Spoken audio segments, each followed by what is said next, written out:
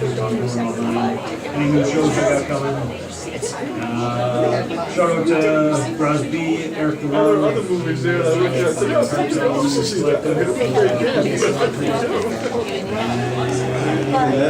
Sometimes some weeks well, spend 2 hours watching something, even if it's 2 bucks. The price point is great. Yeah, exactly. That was like introduction ambience, so you can have a little bit of Edmonton's hip hop scene in your ears before we start talking. But before I start talking, hello there. Hi, I'm Andrei Novichowski. I'm the director of the Cool Folklore Center. I'd like to welcome you all. I'm very excited today to introduce Michael McDonald. Michael is a converter. Once upon a time he was a musician and he converted vibrations into really pleasant sounds. Then he worked in the music industry and he converted really pleasant sounds into dollars. He'd turn a crank and that's what happened. Then after that he converted himself. He converted his experiences with music and with the music industry into a PhD. So he converted that into ideas and texts and actions. I was really happy to be engaged with that as he finished his PhD in ethnomusicology. And then he converted ideas and texts and actions into classrooms full of very engaged students. And I was really pleased to witness that. He taught a couple of classes for us in Modern Languages and Cultural Studies last year, one on hip-hop, which he'll be talking about today, and another one on cultural movements, social movements. And now we're converting him into the first speaker of the folklore lunches that are happening here in the Cool Folklore Center. I'll speak a little bit more about other folklore lunches, but right now we're all excited and welcome Michael McDonald. thank you. We're going to be talking today about a project that I call YEG H3, which is the YEG Edmonton H3 Hip Hop History Project. This began life when I finished my PhD. At the very end, I was thinking, all right, PhD's finished, which was on folk festivals in Western Canada, and the impact of folk music organizations developing in the 1970s, beginning to develop in the 1970s, from Winnipeg to Vancouver Island, and the impact that the development of those festivals had on the communities that started them, and what does, what I call in the dissertation, what does folklore economics look like, and what is this kind of developing, what I argue in the dissertation, what is this developing network of folk festivals? How are we to understand it? And what kind of impact does it have on what we generally, and I think incorrectly, call the music industry singular? Because what I found with studying the folk festivals is that there are many music industries working at very different scales, intersecting in many different and very complex ways. And although that's not reflected in much of the scholarship that's organized around folk music studies, the reality speaks for itself. In November 10th, I'm giving a presentation at the Canadian Folk Music Awards on the relationship between the folk music industry and higher education. I gave a presentation 3 years ago at the Ontario Council of Folk Festivals, which was attended by 2,000 industry professionals from all across Canada. I met my wife at San Diego at an international folk conference that's dedicated to just professional musicians, people working in the industry and radio stations. Every year across the United States, some 8,000 people working in the folk music industry get together and have an industry conference and share information and ideas. And while that isn't documented, with the exception of one book and my dissertation and a couple of references here and there, that international folk music organization is now interconnected and global, so that Canadian musicians working in the folk music scene in Western Canada will, some of them at the very highest levels, will perform in Canada and the United States during our festival season, and then go to New Zealand and Australia during their festival season, and then go to England for Celtic Connections in the fall. And those 3 points are increasingly interconnected and increasingly complex. So, folk music is a global network of industries, and folk musicians are moving across these invisible yet nonetheless real networks, exchanging their creative practices, often very regional creative practices, in exchange for capital, turning their ideas into money. And in turn, as we know from the Edmonton Folk Festival, turning those community events that those musicians plug into as economic generators. The Edmonton Folk Music Festival now has been putting profit aside and now has close to $2 million in a trust fund that they're going to be using to fund music education programs when they build it to a level that the interest that they're generating is able to sustain educational programming. And this is not unique to Edmonton, this is happening all over Canada. Now, if that can be at that level of sophistication without really us taking notice, I was thinking what was happening in other scenes in Edmonton. So when I finished that dissertation, I went to the 118th Street region because there was a revitalization project, what Edmonton City called the 118 Revitalization Project. So I went to see what that was all about, because I'm very interested in the relationship between policy and lived realities in neighborhoods. When I got there, fully intent on documenting the impact of revitalization on the art scene of the area, at the first meeting I sat down next to a guy I had met at a party some weeks before, a local hip-hop artist, Kaz Mega, and we were talking about my interest, and he said, yeah, I've got people that I want you to meet. So a couple weeks later, we met at a place called the Avenue Theater with a very small circle of hip-hop artists from the 118 area, and we talked about what hip-hop looks like in Edmonton and the struggles that hip-hop artists are facing in the city. So the next step was what eventually was created was a participatory action research project that brought hip-hop artists from across the city all together in a big circle, and we talked. And we met and talked about 5 or 6 times over a period of about a year and a half. And at the end of that period, we decided that really what was necessary is that we begin collectively with the community, partnering with people working in a university or an institution, in this case a university, to begin to document an education program, basically urban arts curriculum. That's what the people that were working in the hip-hop community told me they thought was necessary. So we began to do that. And we came up with a project called YEG H3, the Edmonton Hip Hop History Project, and pitched it to Andre and the and MLCS as a hip hop culture course. And that's what this presentation is about. Giving a hip hop history course presented what I might suggest are 3 problems. The first one, a linear narrative of hip hop historiography, which is basically goes as follows.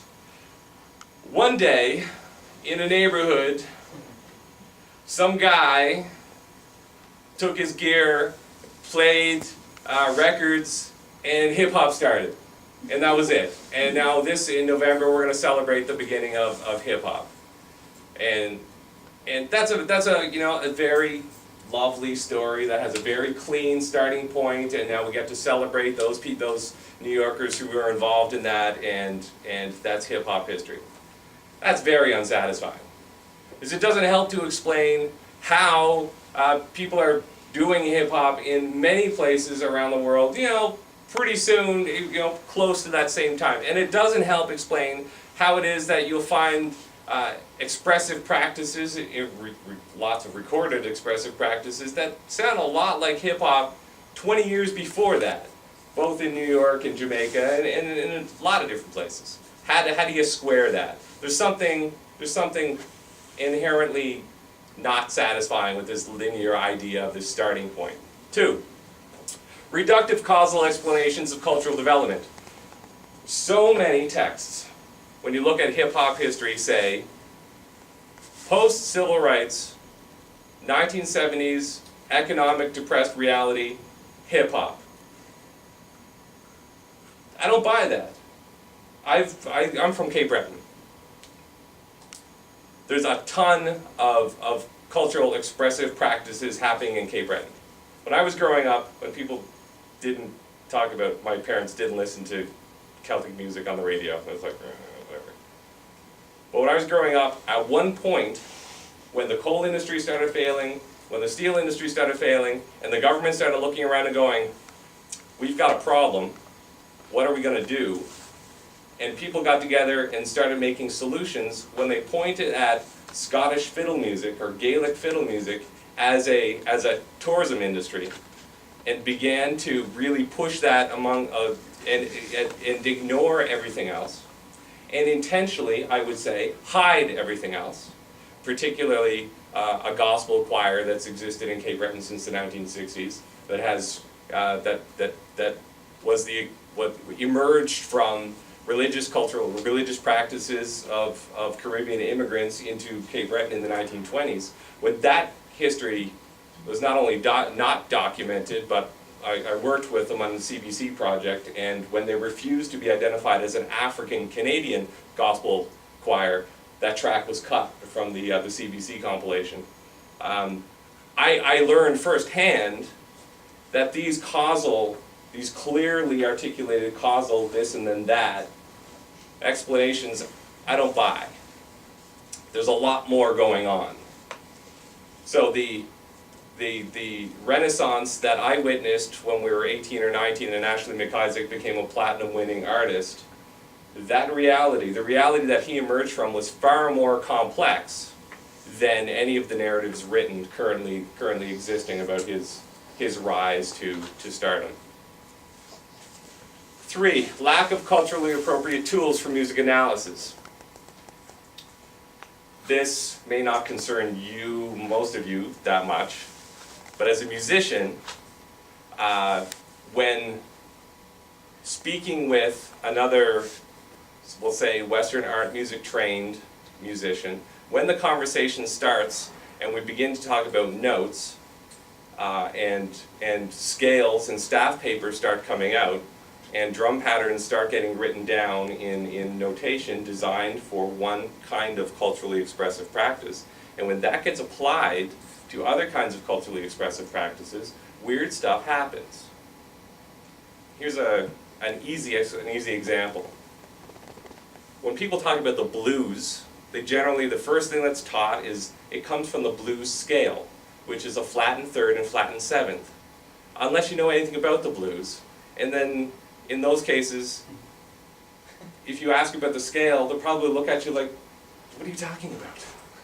I'm singing sounds, I'm not singing notes. And if we're going to do analysis in a way that gets into behind the ontological or epistemological frameworks from which the music emerges, to get into the sense, the ideas, the conceptual world from which those expressive practices emerge, we have to enter into it with the language used by the practitioner, not applied languages from outside of that cultural practice. Now that's an argument. That's my argument. And that's an argument that might be incendiary in some circles. But it's an argument that I try to point out in a couple of articles, one published in a book called Hip Hope, which is a book published by Peter Lang, which is an educational press that looks at hip-hop as a social justice issue. And the argument that I try to make in that paper is that if you take concepts from hip-hop and apply it to hip-hop analysis, instead of taking ideas from Western art music and apply it to hip-hop, you come out with different results. And the results that you come out with are not only intellectually satisfying, but they open up questions that I, as the analyst, hadn't set out to ask. And it actually, for me, it opened up a whole area of what Stephen Feld called acoustomology, the idea of knowledge production in sound. So with those 3 problems, I didn't turn to Foucault. That would be the causal explanation. I turned to Foucault and found all my answers. That's not the case. I had read and read and read and read and really wanted to like Foucault. when I was doing my master's work. Everybody around me said Foucault is awesome, so I said, okay, I'll buy it. And I didn't get it. Honestly, I didn't get it. But when I ran into this problem, I found something going back to the work that I thought was very interesting, and I want to just take this part out and say this is great, I think. I think this is a really great approach. Foucault, in his later work, when he drops the idea of episteme and starts talking about discourse, for Foucault fans in the room, the idea of discourse as a collection of contingencies, of possibilities that exist between people that identify themselves, that eventually identify themselves as being part of a thing, whatever that thing is. In this case, we'll call it Edmonton hip-hop or hip-hop more generally. That thing is often treated like this. In the causal explanation of history, this tend to be documented in a very kind of solid way. We look back at history and we say hip-hop, like it's this perfectly formed, or maybe even irregularly formed, but solid mass that you can point to and say this exists. Which then provides the basis for all of the causal explanations that we talked about at the beginning. Hip-hop, this leads to hip-hop. Once hip-hop is formed as this solid thing, this thing moves through time and moves across space. So hip-hop moves from Brooklyn to the world in direct lines, and you could map it so it looks like the flight itinerary for Air Canada. But if you take this approach, a discourse-based approach, and break this up, treat hip-hop not as a solid thing, but as a discourse, a possible collection of things. It provided me as the analyst with a way of looking back and going, okay, what does hip-hop really look like? And how does hip-hop form? So, I applied what Foucault called discourse analysis. Well, not really he called. Other people called Foucauldian discourse analysis. And they kind of tried to square what Foucault was talking about. And, I might add, not applying very well. If you're wondering how Foucault applies his method of discourse analysis, I would suggest looking at, specifically to art in this case, I would suggest reading the most recent publication put out by the Tate Gallery in England that is called Foucault something Manet. It's Foucault and Manet. It's Foucault's lecture on Manet and arguing why Manet's work is important. And it has this beautiful introduction by an art critic, a French art critic called Nicolas Bourriaud, who's very important in contemporary aesthetics. And he makes this really great argument about why discourse analysis is super useful for the discussion of artwork. And then I read the book very excitedly. And I was massively let down. And it was clear to me that while Foucault was onto something, he doesn't really understand the subject that he's talking about. He doesn't go to painters and ask, what's the language that you're using to do stuff? He doesn't get into the epistemology or the expressive practices of what he's trying to do analysis of to really understand it. So he really doesn't get even what he's suggesting. He doesn't get the idea of discourse. He treats it, the discourse, as something that's evident on the painting, and then tries to do his work with that. And he ends up, I think, failing. And I think admitting to it at the very opening of his lecture, saying, I'm not a visual artist. Which, the next line to me, as a musicologist, should have been, while I'm not, in my case, while I am not a hip-hop artist, I am going to go to the community that I'm working with and develop with them a toolkit to analyze the creative practice that they're doing. And then my job as an analyst is to work through the implications of that into understanding how this discourse gets framed. He identifying contingencies instead of causalities, which I did at the very beginning. Suspend second-order judgments, which just means explain how something happens, not why. Identify problems over periods. Instead of saying, what's going on in 1970s in New York? Ask questions, how did hip-hop form? And then apply what he calls archaeology and genealogy. Two different practices that happen in interconnected ways. Archaeology means to go back to particular periods of time and do a slice. You say, this is what's happening around this time. And then you continue the process, taking different time periods. And then you practice what he calls genealogy, comparing those time periods, and asking the following questions. Describe regularities, differences, and transformations. Not explaining why it happens, just explaining that it happens, indicating and identifying those transformations. Look at statements. Not what people say about what's going on necessarily, but what they're doing. So musicology based on music, not based on the claims of the artists that are making them. That's an important area of evidence that should be included. But a musicological analysis from the perspective of the cultural practice, I think, has to be part of this analysis. And then 3, a discussion of the power references that are existing within that process. And I'm not gonna front here. This is tough, and I'm not sure that it's even working. But it's satisfying questions for me in my analysis, and it's providing me with a way of asking questions that I hadn't asked when I set out to do the work, and I'm writing papers that I didn't intend to write. And it's contributing to the knowledge of the community in ways that I didn't anticipate. So while I may be made uncomfortable about this, I can take comfort in the words of the sociologist Zygmunt Bauman, who in his early 90s said, you can have self-confidence or insecurity, but as an analyst, you can't have both. So you can be either confident about the work that you're doing is awesome, or you can be self-conscious about it. I chose to be self-conscious about it because I think, as Bauman describes after making that claim, he says, if you're going to be critical, you can't choose to be self-confident.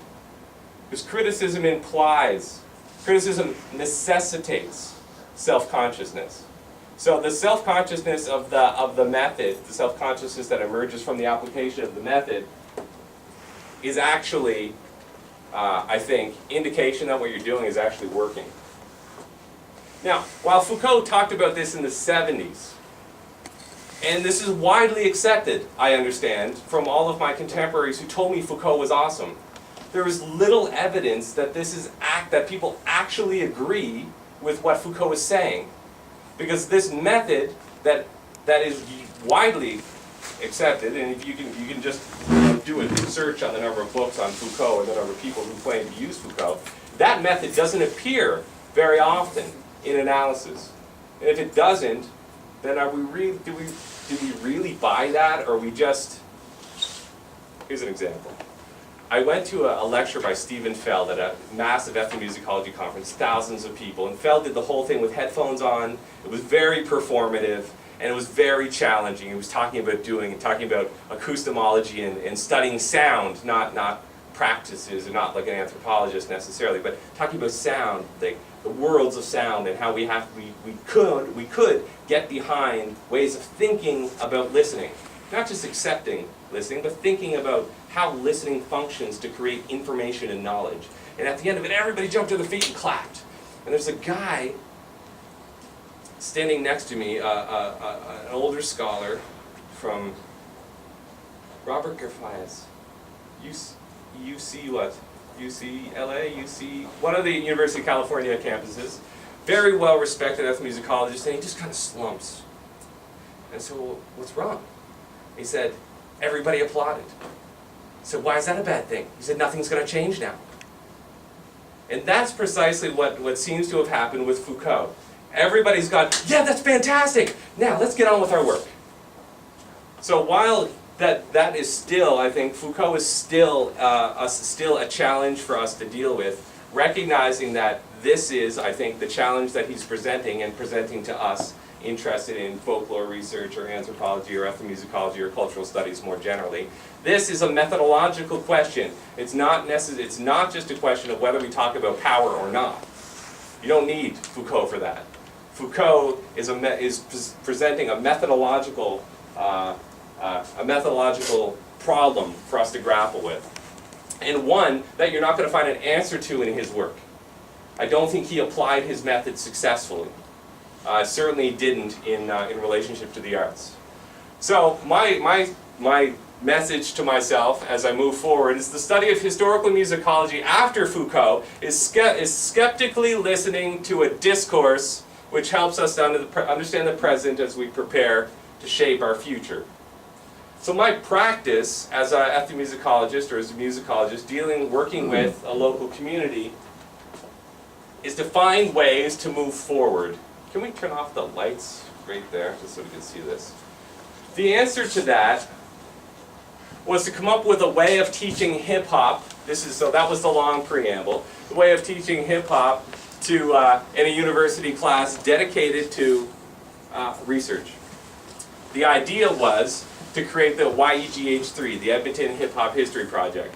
What we did is we began to write the history of hip hop in Edmonton in a non-linear way that preserved all of the individuals working in hip hop and presented inside a collective thing, like inside the frames of a book, you know, the front cover and the back cover, in a way that allowed the reader to interpret for themselves how stuff moved through time. To do that, we used iBook technology. So what we planned to do, recognizing that knowledge is something that a community develops, is we're making an iBook. All of the student projects, we had a member of the hip-hop community come into the class as the representative of the community, somebody from that circle that I talked about at the beginning.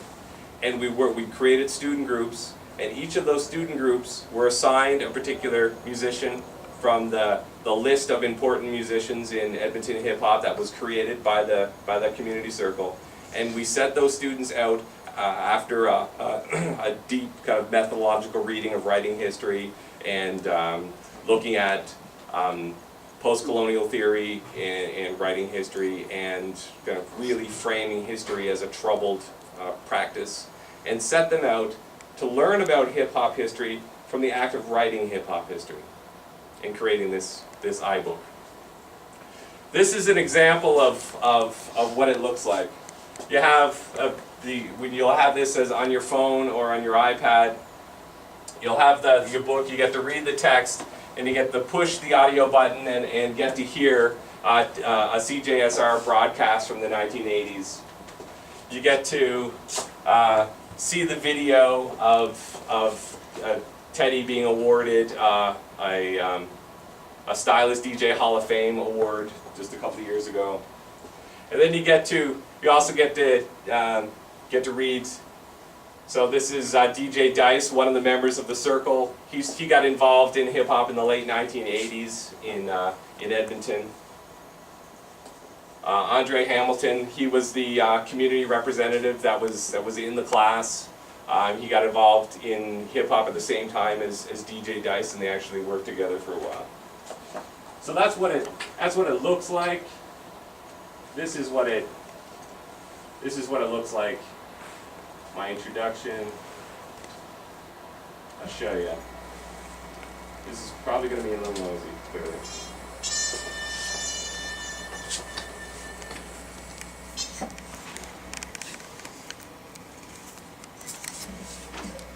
All right, so here it is. Go down and hit this button.